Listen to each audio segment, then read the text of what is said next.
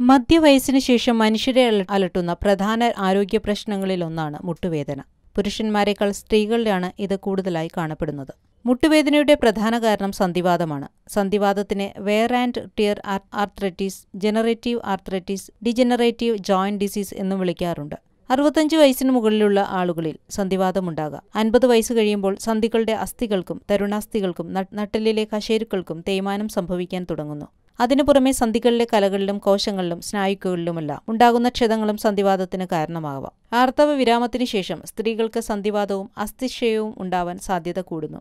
ശരീരത്തിലെ കാൽസ്യത്തിന്റെ അളവ് കുറയുകയും അസ്ഥികൾ ദുർബലമാവുകയും ചെയ്യുന്നതാണ് ഇതിനു കാരണം. ആർത്തവ വിരാമശേഷം ഈസ്ട്രജൻ ഹോർമോണിന്റെ ഉൽപാദനം നിലയ്ക്കുന്നതുകൊണ്ടാണ് സ്ത്രീകൾക്ക് ശരീരത്തിലെ കാൽസ്യം കുറയുന്നത്. 50 വയസ്സിന് മുകളിലുള്ള സ്ത്രീകൾക്ക് സന്ധിവാതമുണ്ടാകുവാൻ പുരുഷന്മാരെക്കാൾ 2 ഇരട്ടി സാധ്യത കൂടും.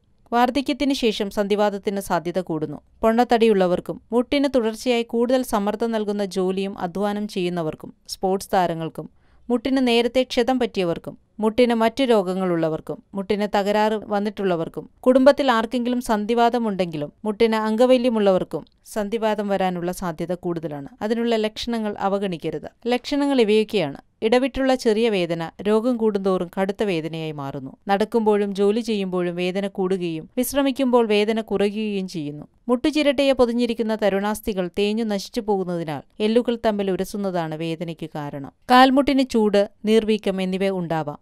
മുട്ടുമടക്കുകയും നിവർത്തുകയും ചെയ്യുമ്പോൾ മുട്ടിനുള്ളിൽ നിന്നും ശബ്ദം കേൾക്കാം. ക്രമേണ മുട്ടിന്റെ പ്രവർത്തനത്തെ സന്ധിവാതം ബാധിക്കുമ്പോൾ മുട്ടുമടക്കാനും നിവർത്താനും ബുദ്ധിമുട്ടുണ്ടാവുകയും ചിലപ്പോൾ ചലന സ്വാതന്ത്ര്യം തന്നെ ഇല്ലാതാവുകയും ചെയ്യുന്നു. മുട്ടിലുണ്ടാകുന്ന നീര് കട്ടിയുള്ളതോ മൃദുവായതോ ആവാം. മുട്ടിനു മുകളിലെ മാംസപേശികൾ മെലിഞ്ഞു പോകുന്നു. രാവിലെ എഴുന്നേൽക്കുമ്പോഴും അല്പനേരം വിശ്രമിച്ച ശേഷം എഴുന്നേൽക്കുമ്പോഴും മുട്ടിന് മുറുക്കം തോന്നാം.